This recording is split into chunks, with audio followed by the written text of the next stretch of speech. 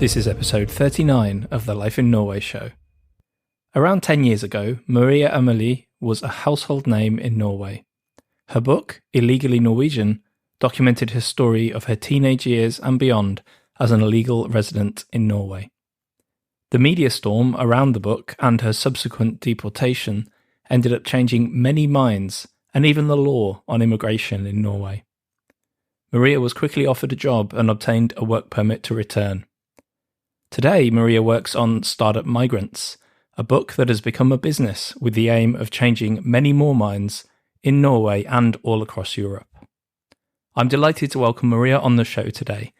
You can learn more about everything we talk about on the show today on the show notes page. Simply head on over to lifeinnorway.net/podcast and look for episode 39. Happy listening.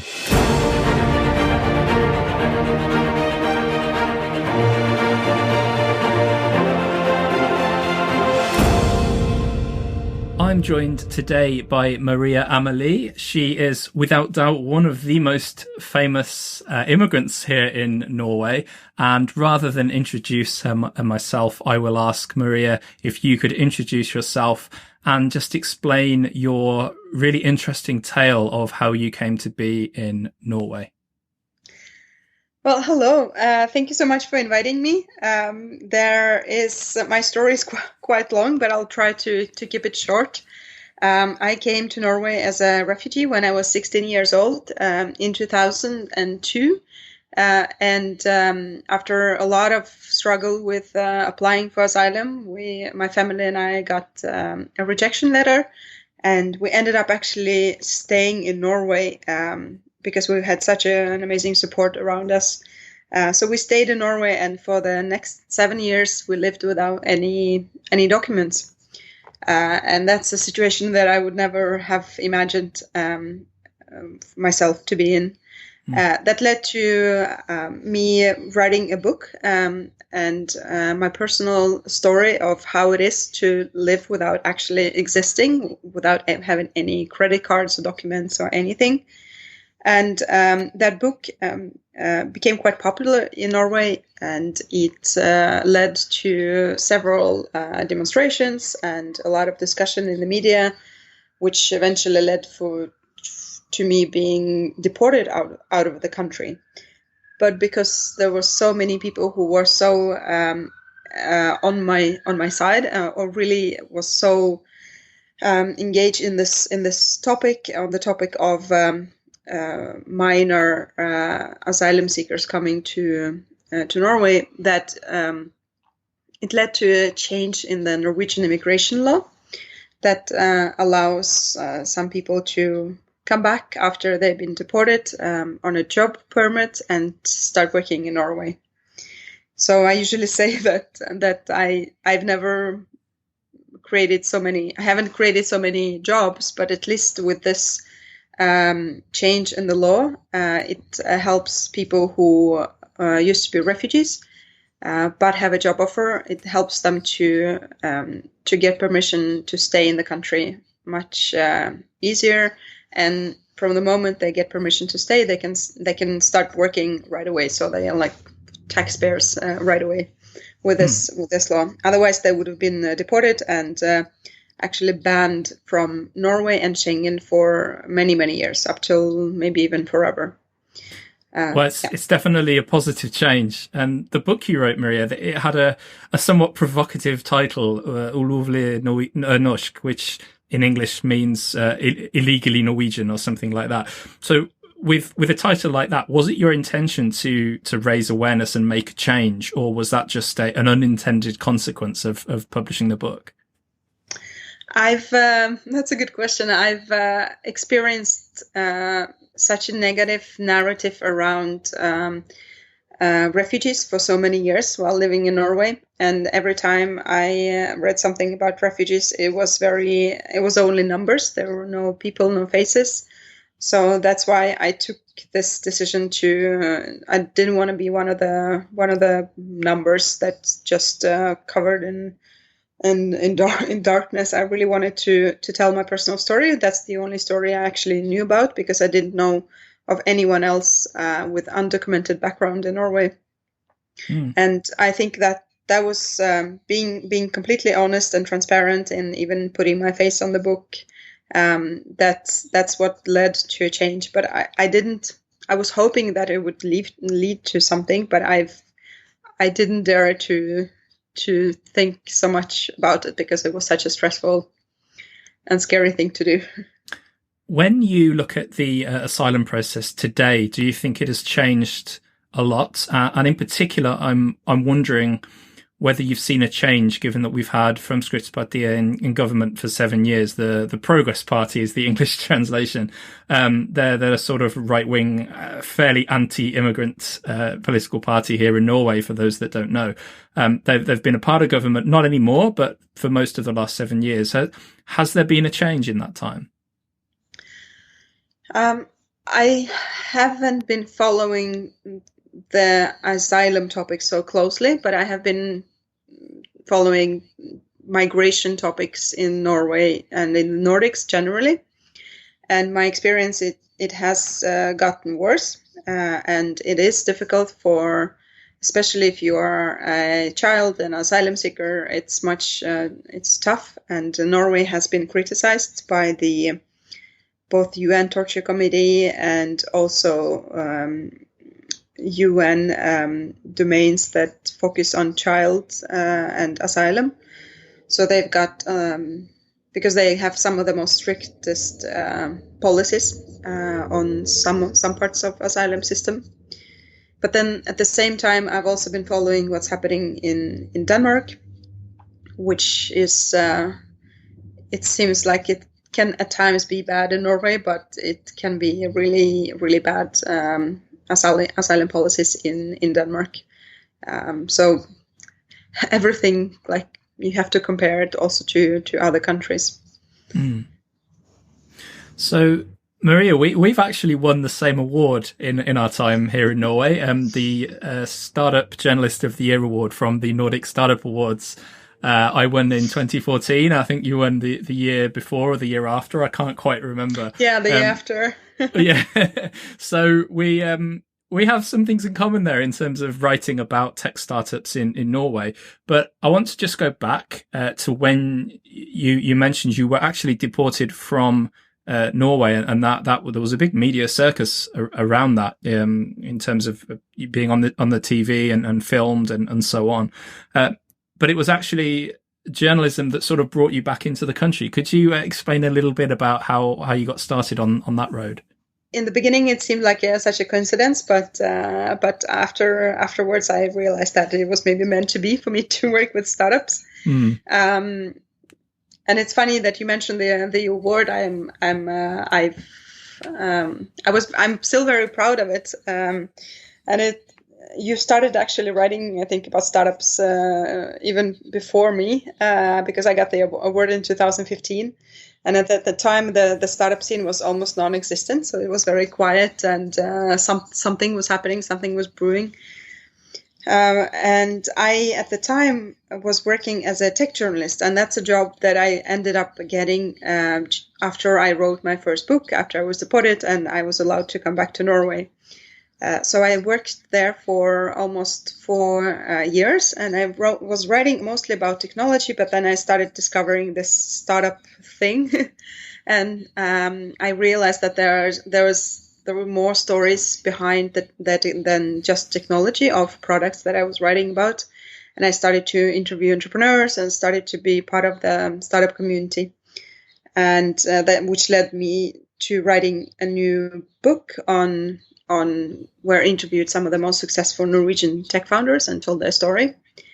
And while I was writing this book, I realized I was starting to look back on my childhood, and I realized that my dad was also an entrepreneur, a really successful one, and he and my mom were involved in the business together. And so I kind of I realized, this is the kind of environment I've been growing up in since I was little, and it was people and the spirit I could recognize, and I also knew what it means to be an entrepreneur, because I saw how much my parents sacrificed, how much time and health it took to create something, to build something. So So after doing all of those reflections, I decided then I want to be entrepreneur myself. So now I'm on the track with that. Now, I've sort of moved away from the startup environment, even though I work in a co-working space these days, whereas you're still very much involved. So could you tell us a little bit of the journey in the last 5 years for Norway as a startup country? Has there been a change in culture and a change in approach from the government and business in general? I think Norway has been through many decades. Norway has actually been really good at entrepreneurship. We've been good at creating small businesses or businesses that profit really early and that are successful. It's just we haven't been so good at this kind of American or Silicon Valley type of startup thing when you start a company and you get a lot of venture capital and then you just scale up and go big and go home. While I think Norwegians has been a very entrepreneurial nation that has started companies, especially if you go along the coastline of Norway. You have so many businesses that are connected to the ocean industries and fish and etc. And it's actually, I see that there's actually a slight decline in the number of company people are starting up because the more and more people are ending up in more safe type of jobs and less people want to take a risk. So it was it was reading about this that led me to how I met my co-founder, Nikolai Strøm-Olsen, who's done quite a lot of research on this. And together we realized that one topic we really wanted to focus on in this field of entrepreneurship, and the topic that was not very well explored compared to other was migrants who start businesses and how do they succeed. Because what we realized is that, for example, in Norway, fewer Norwegians are starting companies, but immigrants are actually more willing to take a risk and to create something. And they are in the situation where they have to make it. And they have maybe good ideas, but they lack the network or they struggle to get a job. So they have really great entrepreneurial potential. So if you ask for like this past years, it started with writing a lot about this new ecosystem and new startup places and writing about new investors that shifted from investing from in apartments and houses into the startup. So, and then now I've kind of actually gone a bit away from that and focusing more and more on migrant entrepreneurship. I'm curious to get your opinion on the barriers facing immigrants who want to get started in entrepreneurship when they move to Norway. I read a quote from you in Shifter, which is a startup media company in here in Norway, and broadly translated, it's when the entire community around you focuses very much on what you lack and not what you can contribute, you start to see yourself the same way. Is that part of the reason that you created Startup Migrants? Yes. That's why we wrote a book, Startup Migrants, because we really wanted to explore what does it mean, what are the barriers for migrant entrepreneurs. But while we were writing this, we started to learn a lot about what is it public and private sector is actually doing to enable more migrants to succeed. And then that's why we realized that you can have most amazing diverse talent, but if the system is rigged that way that it's not, no one is there to discover and help you with your idea, then it doesn't matter how resourceful you are as a migrant entrepreneur. So it went from we wanted to explore the narrative to now we are actually developing models and tools for how cities, government employees can enable the amazing potential there are within migrant entrepreneurs. And this isn't just something you're limiting to Norway. You're launching yourselves as a Europe-wide company. Yes, so we are both based in Oslo and in Berlin, and we've been looking a lot into German cities. So compared to Norway, Germany has amazing statistics, and there's so much data you can get your hands on that's out there. And you can learn about cities that are most entrepreneurial, where migrants are really succeeding. Are systematically working with enabling this talent to be discovered and to grow. And what we also found out is that so you asked about the barriers, and of course, as a migrant entrepreneur, or generally like as an entrepreneur, what your typical barriers is lack of network, lack of sometimes you stumble upon difficult bureaucracy. You make mistakes when you start a company. And we see that in countries where the policies for entrepreneurship are focused on making it easier to start and do business, that's the countries where migrants also tend to succeed. So sometimes you don't have to create own policies for entrepreneurs with migrant background. You just need to create good entrepreneurship policies for everyone, and then it benefits migrants as well. So, for example, in England, you don't need any initial capital to start a company. It's to start a limited company, which is super cheap. While in Germany, you would need to have 25,000 euro in the bank as a starting capital. You don't have to pay for that money, but you have to have it in order to start a limited company. While in Norway, it's 3,000 euros.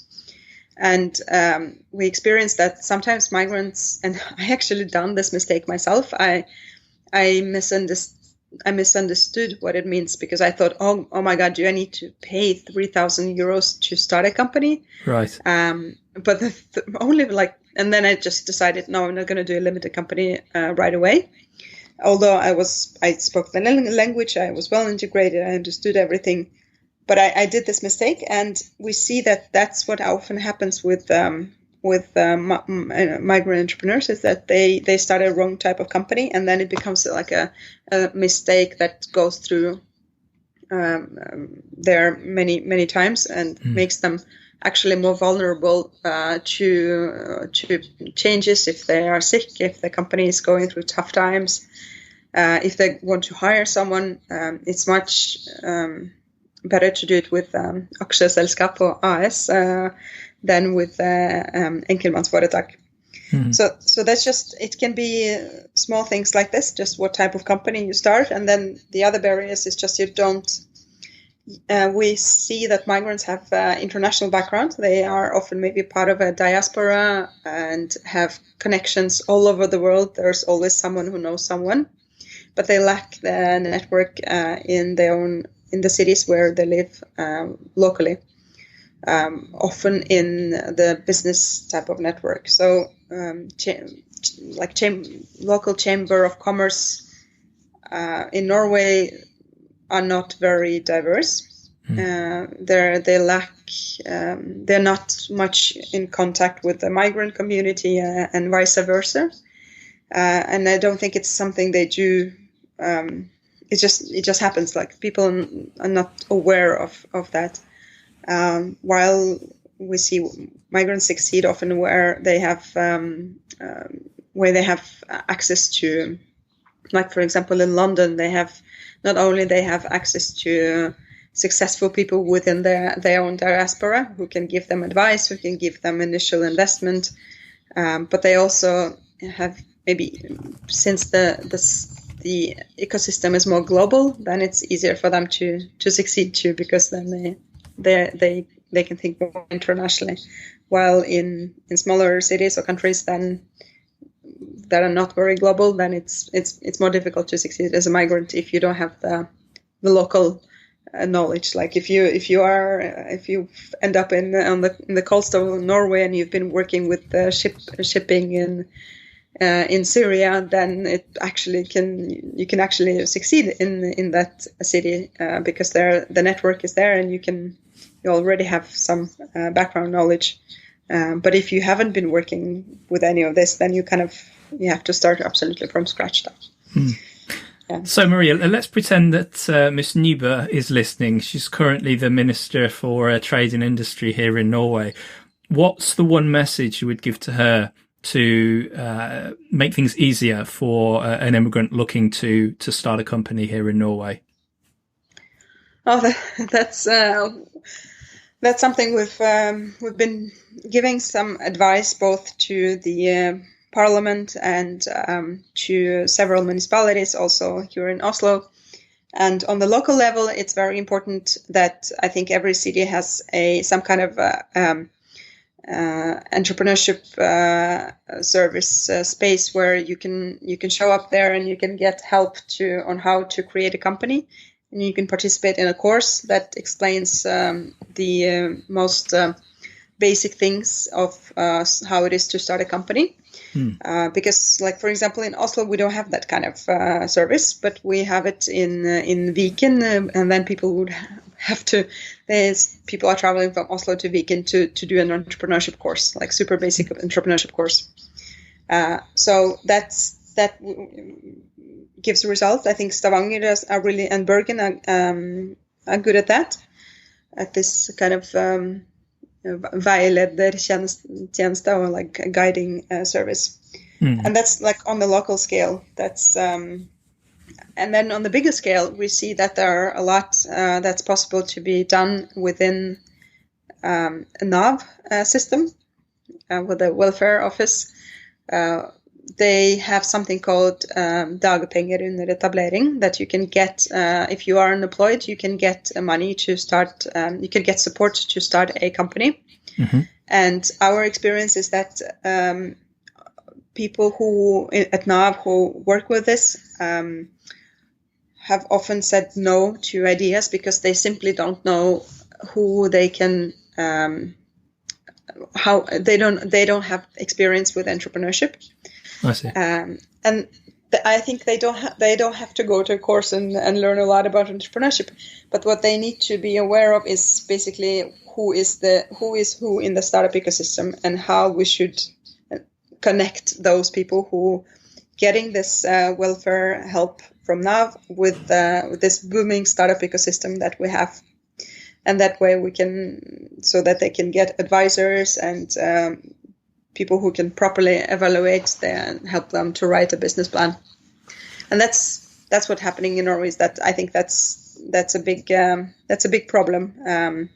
That in some places NAV are amazing at doing this, and they collaborate with local startup ecosystem and manage to really help people to start a company.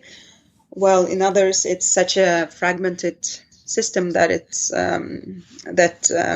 if you go and ask for money to start a really great business, then NAV will just say, please get a job, don't start a business. Sure. So, Maria, your story managed to change minds, and it managed to change policy and law here in Norway in terms of immigration. Do you think you can do the same for the entrepreneurship space? I'm very hopeful. Like happy-go-lucky, just work a little bit every day and then see where it goes. No, I think really, I feel like we're actually creating some change already in Norway, because we are collaborating with some of the boroughs, like neighborhoods in Norway that have a high percentage of migrant population. Okay. And so I can update you on that when we have a bit more. And we've also been acknowledged by the Ashoka community of social entrepreneurs. I mean, we don't define ourselves as a social entrepreneur, but we're kind of like in between everything. So they have acknowledged, and we've given lately we have given we've written a paper to their EU policymakers network, and participated in a seminar where we shared our findings. So that was so we both maybe do some create some impact in Norway, and hopefully also at least share our knowledge on in EU on the EU level. You've been writing books for 10 years now, since the first book, mostly in Norwegian, although Startup Migrants is in English, right? Yeah, that's true. Yeah. Okay. Are there any more books on the horizon? I'm really interested to know that. I've actually right now I've been focusing on doing this our startup Migrants, and otherwise no. But you never know. I really like to do to edit books and help other authors with their projects. So maybe I'll do more of that. Yeah, we'll see. Maybe you want to write a book. You've written a book, right? I've written several books indeed. Yeah, that's one of the reasons I was curious. What's next for you then? Is Startup Migrants, is this there for the long term, do you think? Yeah, I've been already working on this for 2 years. So we have developed several concepts. We do Startup Preschool. It's a 3-day crash course in entrepreneurship that we're going to do twice this fall in Oslo, and maybe even digitally for the whole Norway, because we've discovered that there is this gap between multicultural communities and the startup ecosystem. And as someone who comes from a part of the city where there are many migrants, is not necessarily showing up at Startup Lab or those high-tech places. Yeah. Although this I experienced that the startup ecosystem are very interested in the diverse talent, but there's just this disconnect. So that's why we're doing the Startup Preschool together with Minotank, which is a think tank. And then otherwise we do a lot of we do some advising and projects, but our goal is to build a product, because we do consulting to kind of understand the type of product we want to build. So our dream is to build something that some kind of data insights platform for cities to combat unemployment and to boost entrepreneurship.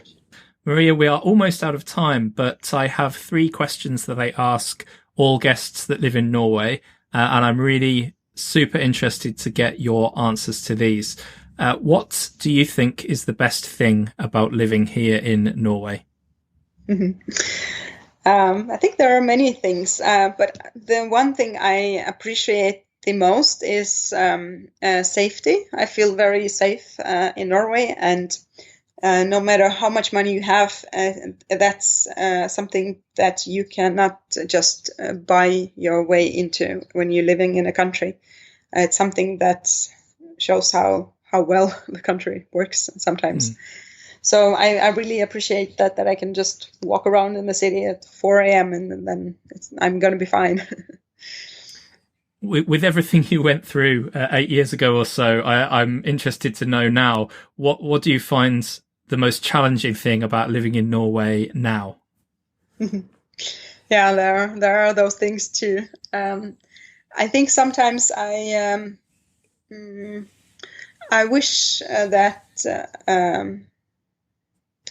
I think sometimes Norway is a bit. I think I experienced that Norwegians and Norwegian entrepreneurs sometimes think too small, and the same goes for investors too. Although we have a lot of high-tech clusters, lots of relevant research, and that can be commercialized, lots of potential. So I wish that people here would maybe dare more and look more at what is happening in the international community, and if they want to scale, like they scale not just to Sweden, but they scale to Europe and to other parts of the world. Yeah, I recognize that certainly, and I think you're actually the first person to talk about that on the show. I guess it will surprise many of your friends and colleagues that your business is Europe focused rather than focused on Norway, given your profile here in Norway. Yeah, we just realized that we could do so much. We can learn so much from other countries than if we that can also help us to build something in Norway. So, and I'm really happy that my co-founder he just took a leap of faith and moved his family to Berlin, and he really interested there. He learned German. He's Norwegian himself, but by also getting.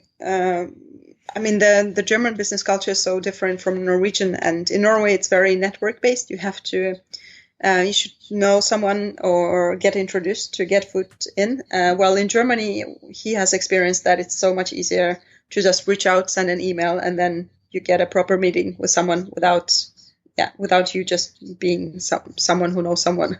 Okay. So that's also good to get a perspective on that. Sure. Last question. What's your favorite place in Norway? I really love Oslo and I love Trondheim. I've spent there 5 years of my life, and it's still very important part of my memories. But I think the most favorite place is the Lofoten Islands. I think I've sailed there twice with Sail Norway. My friends who started this company, which is doing this amazing, very cozy sailing trip where you can also learn the basics of sailing. And that's a place I always want to go back to. So did you sail from Oslo all the way to Lofoten? Because that's a long way. Yeah, right, that's true. Okay. No, we took the most scenic. We flew to Brønnøysund one time, and the other time, and then we actually sailed all the way to Tromsø. So that was. Well, that is still a long journey. Yeah, it took a week or 10 days, but it was it was magical. Just to I encourage everyone to explore not just Lofoten, but also Vesterålen and also the areas around Tromsø. I think Norway is very beautiful there. Excellent. Maria, I have just one bonus question that I've thought of. There are a lot of people who listen to the show and read Life in Norway that are planning to come to Norway. Some of those will be asylum seekers. Some of those will be economic migrants from Europe. Some of those will be students. Do you have any advice for a young person that's about to arrive in Norway for the first time, not really knowing very much about the country or the culture? Yeah, well, thanks for the bonus question. I think it's a good question. I think you have to be prepared that it's going to be difficult in the beginning. And I think my recommendation would be actually try to get some kind of an employment or some kind of a gig here in Norway before you come to Norway. It's something that I have experienced that we really like to if someone is headhunted to a job and start working here, they have a much easier way of life when they start. And I think also you should. I think you should get involved in the startup community because that's very international. In Oslo, everyone speaks English in the startups, and you can get a job here, even though you don't speak Norwegian. You can still get a job speaking English in a Norwegian startup, and that's often a place where you can get a bit more responsibility and kickstart a career. Well, if you start in a corporate, it might take a while before maybe you get a job and you go up on the career ladder. Okay, Maria, thank you so much. Where can people find out more about you and Startup Migrants? We have a website, startupmigrants.com, and we're also on Facebook where we update frequently. And then I'm on Twitter, Maria Amelie, and on Instagram. So I'm everywhere on social media. And if you want to reach out to me, my email is maria@startupmigrants.com. I'm happy to hear from any who is planning to move to Norway, to maybe start a business, or maybe I can get some introductions, or I'm just happy to be contacted. That's great. And Maria, I'll warn you, knowing my audience like I do, you are about to get a lot of email. Thanks so much for joining the show today. It's been great to speak with you. It's an inspiring story, and I wish you all the best with the business in the future. Thank you so much for inviting me, and good luck.